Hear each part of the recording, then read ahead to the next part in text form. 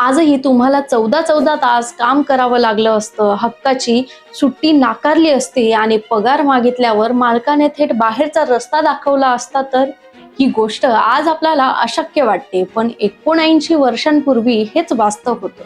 3 मे 1947 देश स्वतंत्र व्हायच्या अवघ्या काही महिन्याआधी एका संघटनेचा जन्म झाला आणि मालकांच्या मनमानीला कायमचा लगाम बसला. हो, मी बोलतेय INTUC बद्दल, म्हणजेच Indian national trade union Congress. पण या संघटनेने कामगारांच्या हातात दगड न देता गांधीजींचा विचार का दिला आणि भारताच्या पहिल्या मोठ्या नेत्यांना याची गरज का पडली?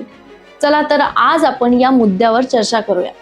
नमस्कार, मी अश्विनी. मित्रांनो, 3 मे 1947 रोजी सरदार वल्लभभाई पटेल, पंडित जवाहरलाल नेहरू यांच्यासारख्या नेत्यांच्या मार्गदर्शनाखाली INTUC ची स्थापना झाली. आता तुम्ही म्हणाल, यात विशेष काय?